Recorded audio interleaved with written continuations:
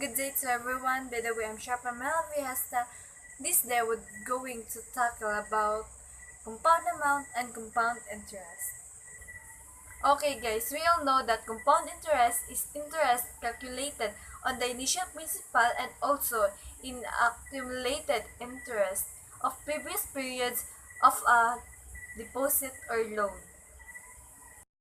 So this is the formula of compound amount and compound interest. The compound amount is AN equals principal multiplied by 1 plus interest to the n power. While the compound interest is IN equals amount minus principal. So let P is the principal, I is the interest, and N is the number of conversion periods. By the way, there are 4 periodic values. First is the annually, second, semi-annually, third, quarterly, and the last, monthly.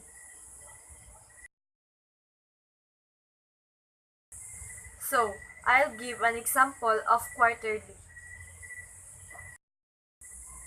Compute the compound amount and compound interest on 100,000 pesos or principal for 2 years and 3% compound quarterly.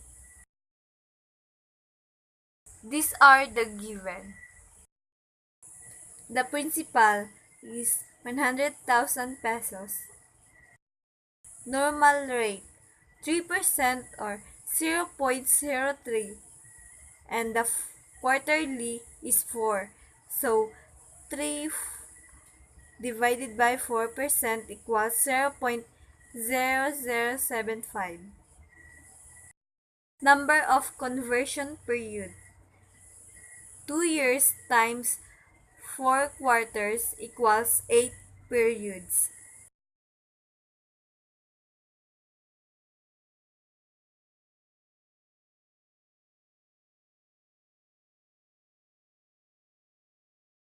Using the formula of compound amount,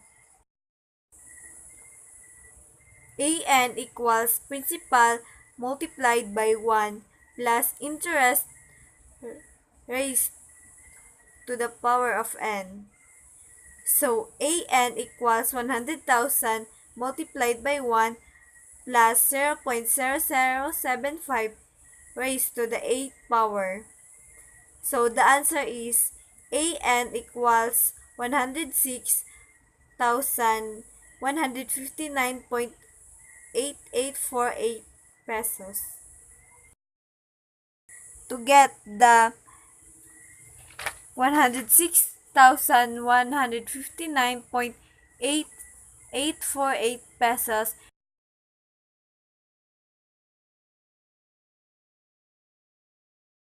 then the 1.0615988478 times to 100,000. So the answer is 106,159.8848. So this is the compound amount.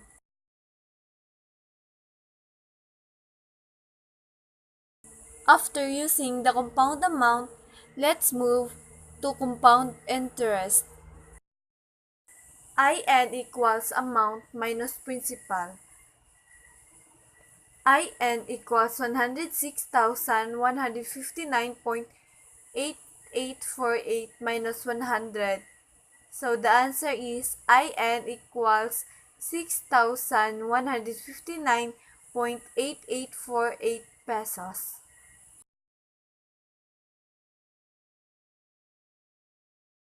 And that's all for quarterly. Now let's move on to the semi-annually. So I'll give an example for semi-annually. Find the compound amount and compound interest or loan of 50,000 pesos at 6% for 6 years compounded semi-annually.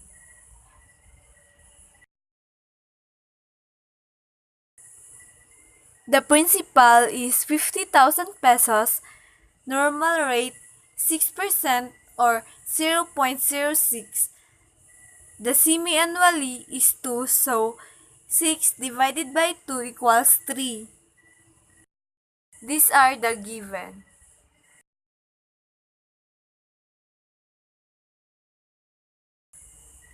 Using the compound amount, AN equals principal multiplied by 1 plus interest to the n power. So, AN equals 50,000 multiplied by 1 plus 3 to the 12th power. So, the answer is AN equals 838,860.800.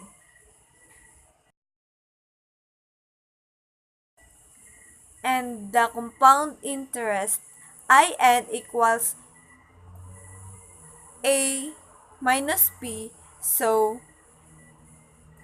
IN equals 838,860.800 minus 50,000.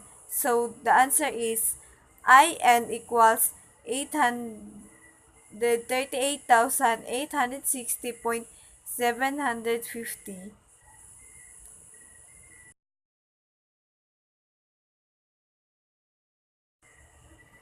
So, therefore, the compound amount is 838,860.800, while the compound interest 838,860.750. And that's all. Thank you.